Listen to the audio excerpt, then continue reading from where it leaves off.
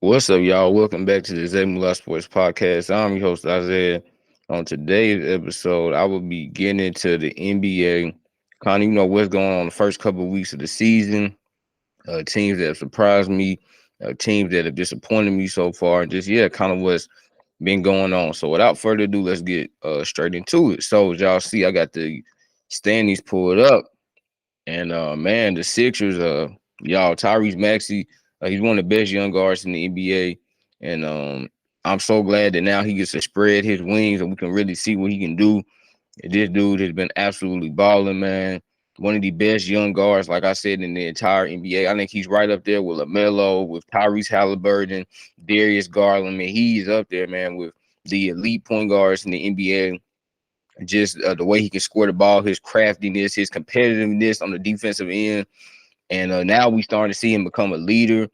Because it's really him and Joel Embiid. It's their team now. It's no more James Harden. It's Tyrese Maxey, and he is really playing absolutely well. So I'm not surprised what the Sixers are doing. I'm really not. Obviously you got him, Joel Embiid, Kelly Oubre Jr. He's been a big surprise to me. Kelly Oubre is playing really well in the role. Tobias Harris continues to do his thing. And so I like what the Sixers are doing. I do think that the Sixers probably need to make a trade though, because they're not getting much production from their bench. But their starting lineup is pretty good. I mean, like I said, Tyrese Halliburton, Kelly Oubre, Jr., Joel Embiid, DeAnthony Melton, and Tobias Harris. Really good starting lineup, but they need more production off their bench. So I do think Daryl Morey, will probably make some kind of trade near the trade deadline in February. But right now, like what I'm seeing from the Sixers, the Celtics, yeah, we knew the Celtics were gonna be really good. The Celtics are top heavy though, and like I said, y'all, like was saying, when I made my video a couple months ago, when the Celtics had made their trade for Drew Holiday, I said that the Celtics had one of the best starting fives in the NBA, but that their bench really concerned me. And yeah, their bench is concerning me. They're basically not getting any production from their bench, man. They really just it's a 5-man lineup, y'all. They got obviously Jason Tatum, Jaylen Brown, Derek White, Drew Holiday, Kristaps Porzingis, and Al Horford. That's it. Outside of that, you really haven't gotten anything from anyone. Dog Payton Pritchard was gonna do more than he's done. He really hasn't. Um, this team needs to add depth, and I don't really know how they would be able to do it, but they need to find a way to add some depth because yeah, the Celtics, like I said, yes, their starting lineup is one of the best in the NBA. Some people would say they're best in the NBA, but you got to have some kind of bench. And this next team I'm going to talk about, the reason they got out to such a great start is because of their bench. And the Indiana Pacers, y'all see right now, man, they are 6-3 on a 3-game winning streak. And the Pacers, they've surprised me a little bit, but I knew the Pacers were going to be a pretty solid team because the way this team was constructed, y'all, they got so much shooting, athleticism all over the floor, all up and down that roster, led by one of the best point guards in the entire NBA, Tyrese Halliburton. Man, y'all, I've been a big Tyrese Halliburton fan since he was at Iowa State. And I've just continued to be a fan of his since he has come into the NBA.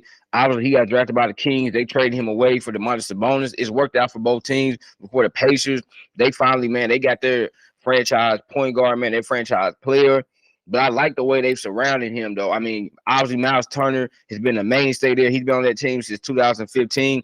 We've heard his name in trade rumors throughout the years, but they decided to hang on to him, which is a great decision. Miles Turner, man, is averaging about like 18.7 rebounds a game. You know, he's one of the best shot blockers in the NBA. He can shoot the 3 ball.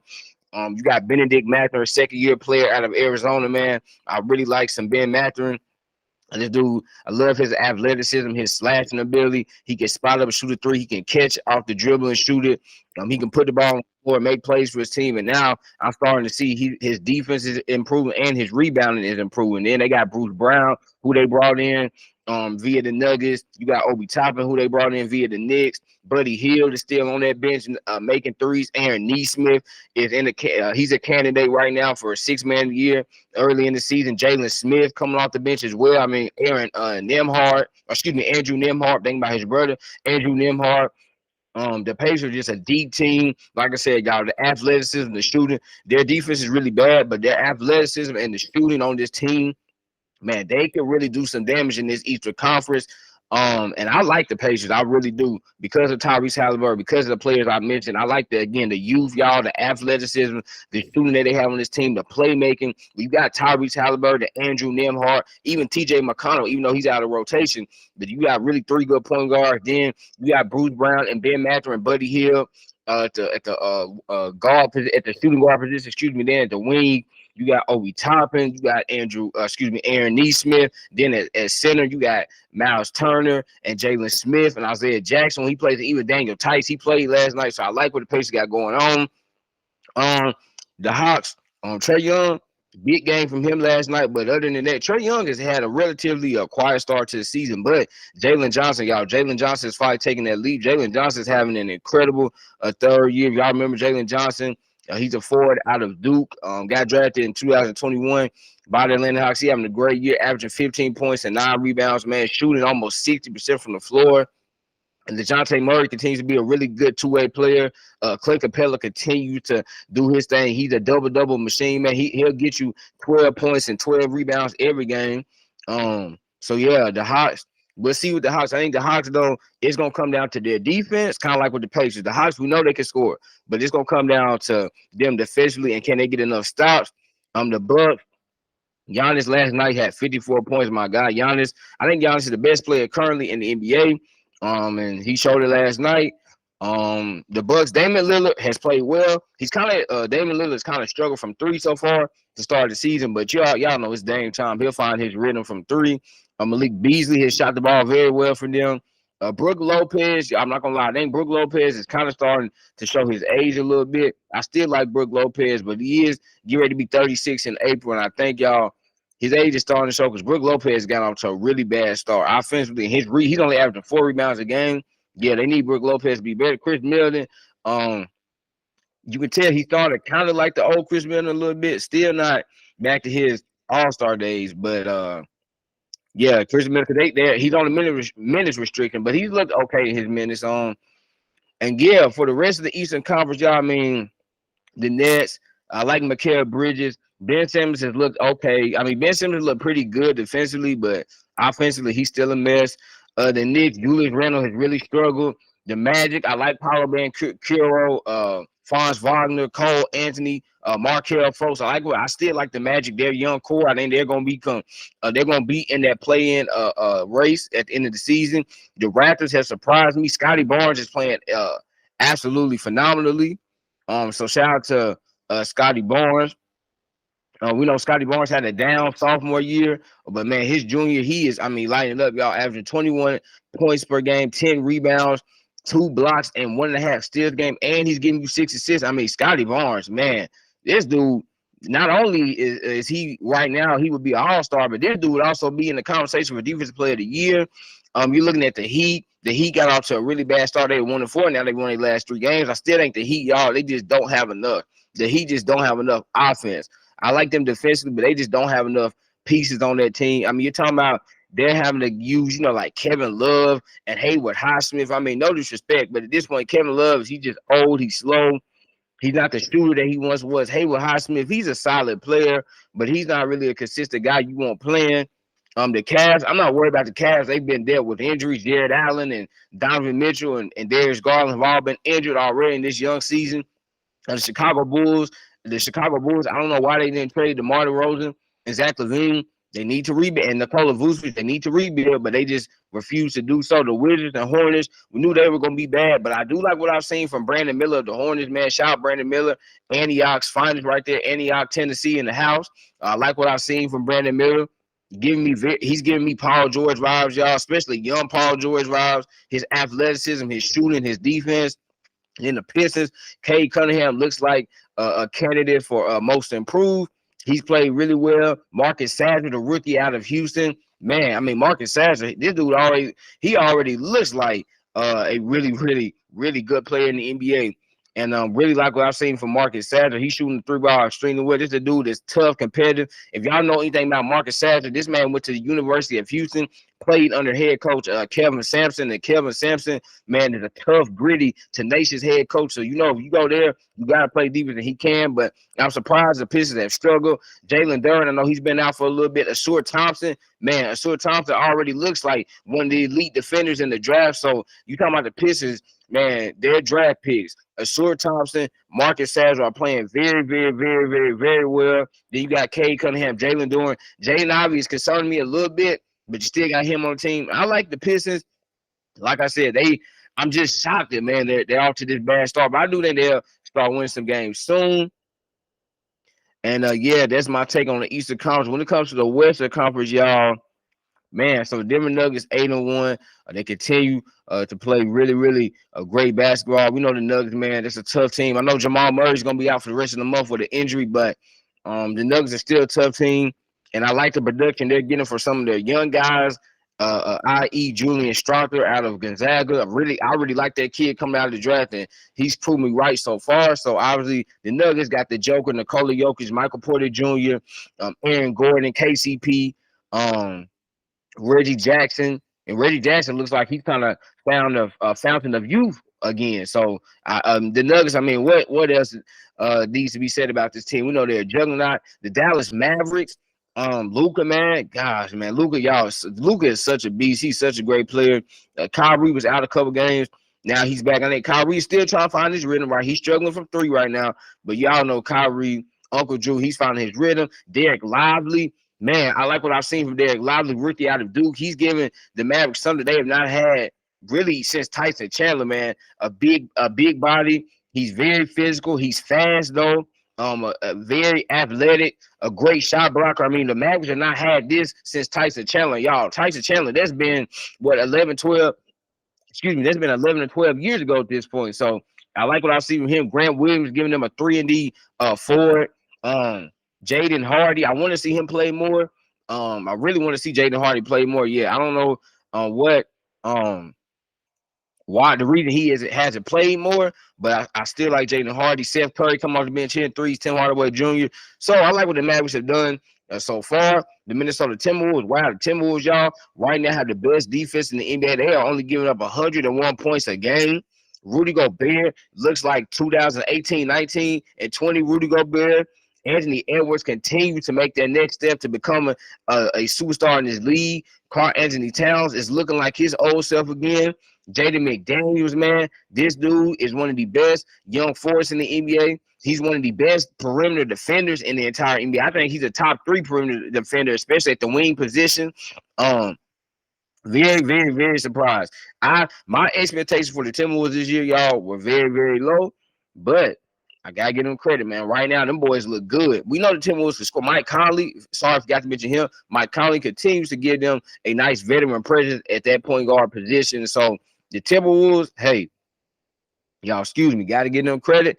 Those boys are playing some really good basketball. If the Timberwolves continue to play defense the way they are, they can make some noise in the Western Conference. I just worry that they might start slipping up because we saw them do this a couple years ago in the 21 season, right? We saw the Timberwolves do this, but if they can keep it up on that end of the court, the Timberwolves can be special. The Warriors, y'all, okay, maybe the old boys still got it.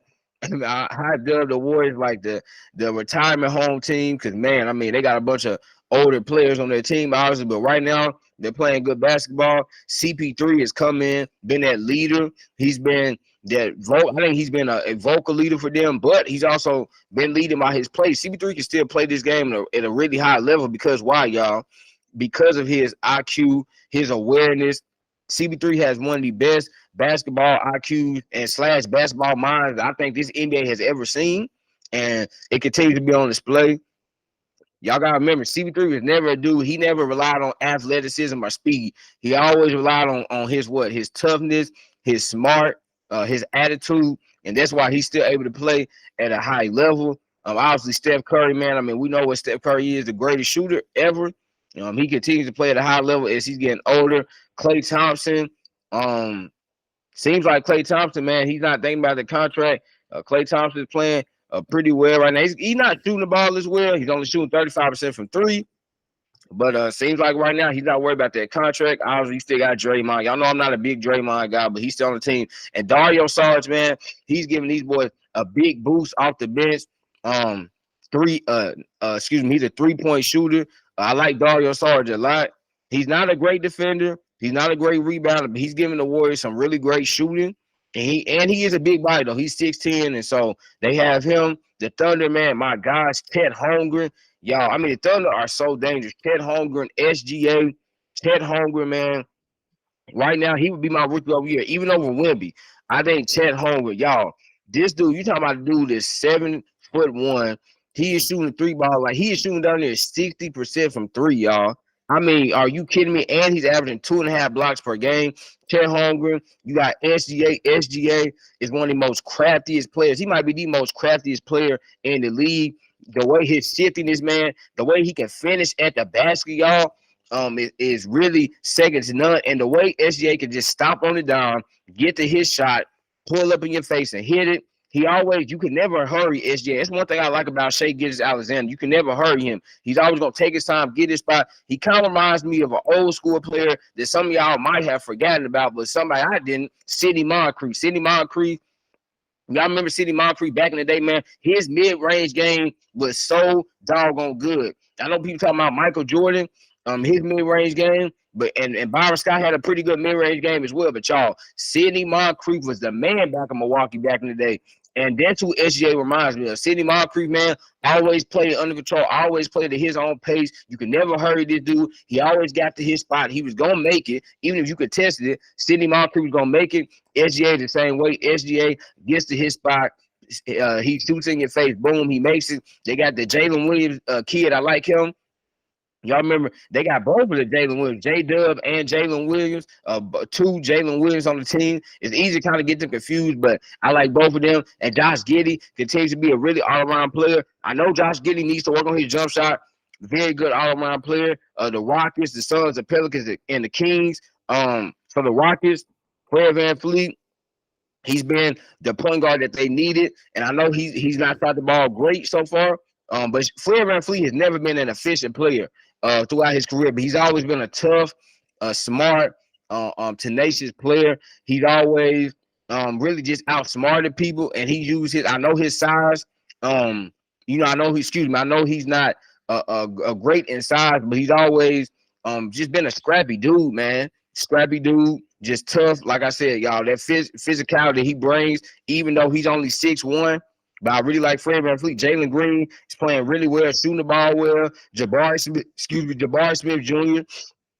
has found his jump shot. He's playing really great defense. Alperen Sengun, y'all. I think he's the second best passing center, only behind Nikola Jokic.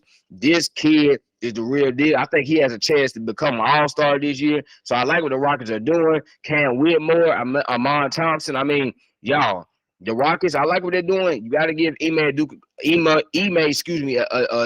credit because he's brought a culture. He's brought an identity to that team that they have been lacking the last 3 years. So like what the Rockets doing, the Suns, y'all, the Suns, I mean, they just got to be healthy, bro. And this is why I did not have this. This is why I did not think the Suns were going to be a serious title contender because I said that they didn't have enough depth. 2, they didn't have enough defense. And 3, y'all, the injuries, right? Their 3 best players have all been injured. Obviously, Bradley Beal finally played the other night, but he's missed 7 games already. I think Devin Booker has missed 5 or 6 games already. I mean, KD's the only one. KD continues to be an absolute phenomenal player, as we know he is, even though he's 35 years old now. But y'all, the Suns got to get healthy. The Pelicans, same thing. Brandon Ingram, man. Obviously, Brandon Ingram's been out of the lineup, but now hopefully CJ McCollum will come back. He has a little ruptured lung, so hopefully everything will be okay with CJ McCollum. The Pelicans got to stay healthy. The Kings, De'Aaron Fox is missing right now.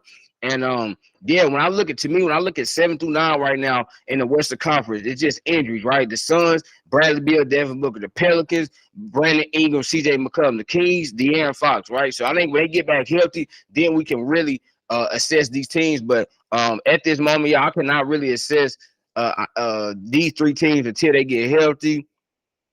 And y'all, You got the Spurs, obviously. Wemby, man. Victor Wembanyama is already. I mean, some people say he's already a top 20 player in this league. Devin Vassell, he's got off to a great start. Hopefully Devin Vassell can get healthy. I know he missed the other night, but hopefully he can get healthy. The Trailblazer, Scoot Henderson, he's out. Scoot has got off to a bad start, but Malcolm Brogdon has played very well. I think the Trailblazers need to capitalize on Malcolm Brogdon's trade value because I know a contending team would love to have him right now. And same thing with Jeremy Grant. Jeremy Grant's got off to a pretty solid start. DeAndre Ayton has looked kind of good, especially on the defensive end. Now, he isn't scoring a lot of points right now, but DeAndre Ayton has looked very, very good on the defensive end, and he's actually rebounded the ball very well. Y'all know he had a game. He had 23 rebounds. So I like what I'm seeing from DeAndre Ayton, man. It seems like he's actually playing the way he should have played in Phoenix. Just, but don't worry about scoring. Get these rebounds, play great defense, and hey, we'll reward you.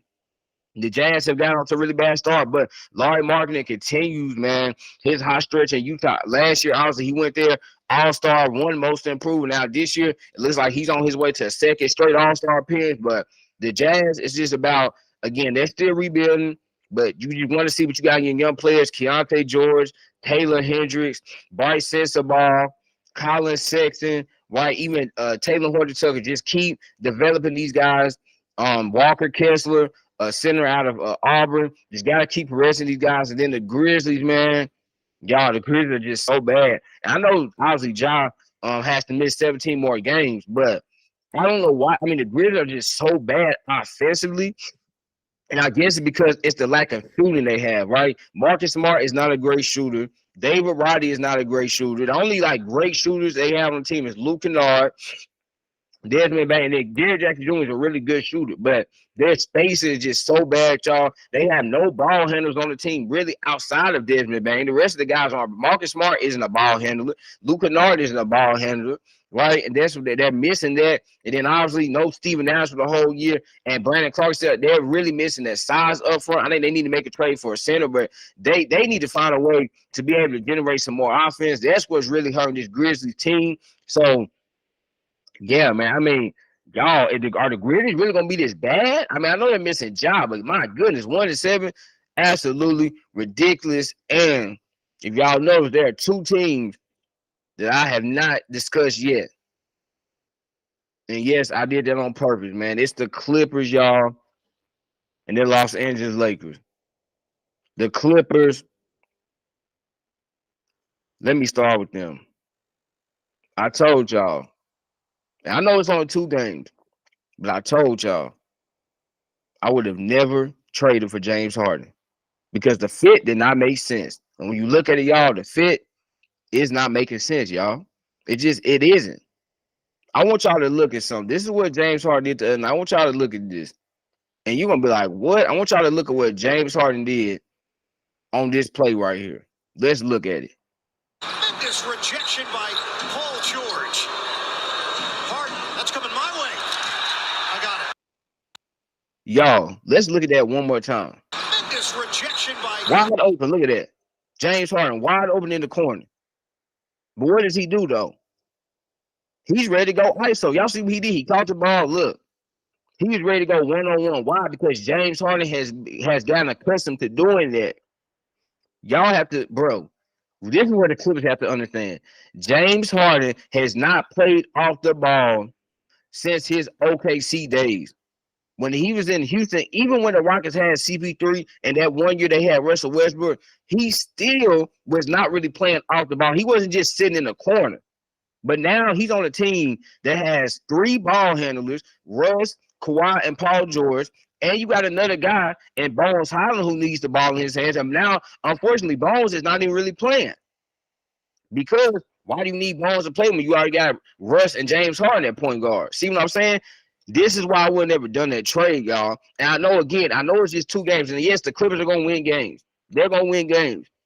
But it's stuff like this. I'm like, see, it just not going to fit with what this team needs. They don't need an ISO player. But that's what James Harden is. James Harden is not a catch and shoot guy, y'all. He's not.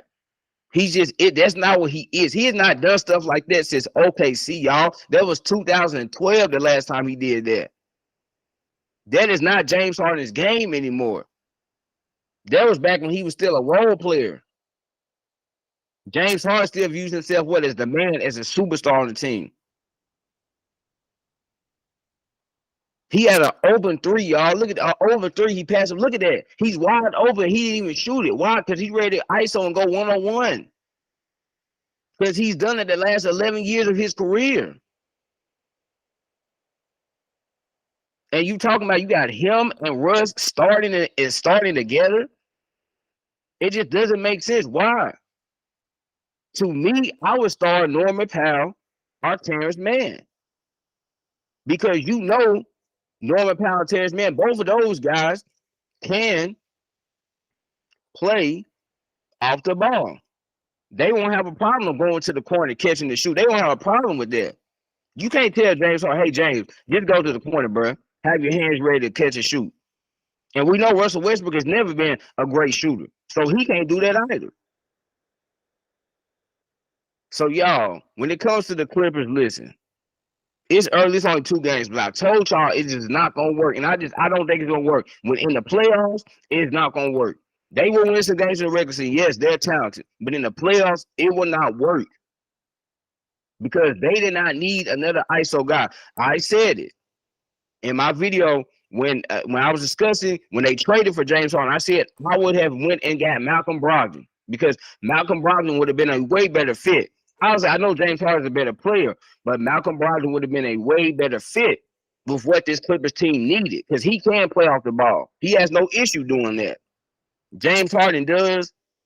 That's why I just don't think it will work. And last but certainly not least, we got my Los Angeles Lakers. Y'all, the Lakers, man, we got to a really, really rough start, particularly on the road. We are 0-5 on the road right now. But I know people say, well, y'all injured. But y'all, let me share something with y'all. Through 8 games so far this season, the Lakers have been the worst first quarter team in NBA history. Their plus minus of minus 74 is the worst figure any team has posted through 8 games, according to Sports Center research. That is really, really, really, really bad. But I got some more data for y'all. The Lakers currently rank dead last in both first quarter offense and defense. Think about that, y'all. So if you're getting off to bad starts like that, offensively and defensively, what does that mean? You always gonna have to what? Try to claw your way back in the games. And you just cannot do that because these teams are too good and the players on these teams are too talented. But my Lakers, we always having to scratch their claw and try to find a way back in the game. And then get blown out 128 to 94 to the freaking Houston Rockets, y'all. To the Rockets. Absolutely ridiculous. But that's what happened. When you come out there, offensively and defensively, our rebound has been atrocious. Yes, I know we're missing Jared Vanderbilt. Yes, I know Rui Hachimura has missed some games. But our defense has been so bad. I want to really talk about that defensively, we've been so bad. When we started games, y'all, man, the Lakers look so just lackluster. They don't have any energy on the defensive side of the ball. And they're giving up so many offensive rebounds. When you keep allowing a team to get a lot of offensive rebounds, what that means, y'all? They have so many more chances to end up scoring on you. And that's what's going to happen. Okay, if you let a team get 2 or 3 offensive rebounds in one possession, what's going to happen? I guarantee you they're going to eventually score. I don't care who it is. I don't care if you're playing against the freaking Washington Wizards. If you allow a team to get that many possessions in one possession, they're going to eventually score on you. So we got to improve, man. And I know we've been injured. Gabe Vincent's out. Jared Vanderbilt, he's still out. Rui Hachimura, he's been out. Torian Prince, TP, he's been out. But regardless of the injuries, there's absolutely no excuse for this team to come out and start games so bad like this. I mean, y'all, We ranked dead last in first quarter offense and defense. Dead last in offense and defense in the first quarter. You cannot win games like that because, like I stated, if you're doing that, that means every game you're having to use so much energy just to try to get back into the game. And that's what's happening. And we've been unsuccessful with doing it. On the road, it's tough doing it. At home, you can kind of do that sometimes. At home, you can maybe get down by 15 points, 21 points. But you can make a little comeback because you know your home crowd can give you some energy, give you a little bit of a boost. But on the road, and you got the fans screaming, cheering against you, and their team starts running up and down the court, hitting threes on you, going to the basket, getting offensive rebounds, the crowd gets into it. It's hard for you to come back from that. And that's what's happening to my Lakers right now. So it's still early in the season. Same thing with the Clippers. But y'all, we must come out and look like a team that wants to win a championship. I know we're only 8 games into the season, but we got to start better. No excuse for that. We have to start better. But before we get out of here, man, I want to hear from my favorite player of all time, the king himself, LeBron James, on kind of what's going on with the Lakers at this moment. This was his interview, post-game interview after the Rockets game. Let's hear him, and I'll get out y'all's way. LeBron clearly shorthanded tonight, but some similar trends have happened in the first quarters, just to start with, and kind of falling behind by 10. Have you seen any consistent themes with the offense and trying to get going and trying to get unlocked as you guys look to build some cohesion? I mean, we can't build cohesion if we don't have our unit. That's simple. We're very depleted in the injury side. So, I mean, I thought offensively, we did a good job of like sharing the ball offensively early on. We just couldn't get in the rhythm offensively, and they were shooting the ball extremely well. As these injuries have occurred over the first couple of weeks, how can you continue to team build in a positive direction, even with the depletion of your lineup affecting Show up to work. Just show up to work and just show up to work. And we got to go, and that's our goal: is go out and win, and play together offensively, share the ball offensively, defend, rebound, and try to play hard and see what the outcome makes. Do you feel like energy and effort has been where it needs to be, despite obviously injuries are what they are? But you've kind of said something about like the Miami game where it's like that was one game. Yeah. We'll see what happens.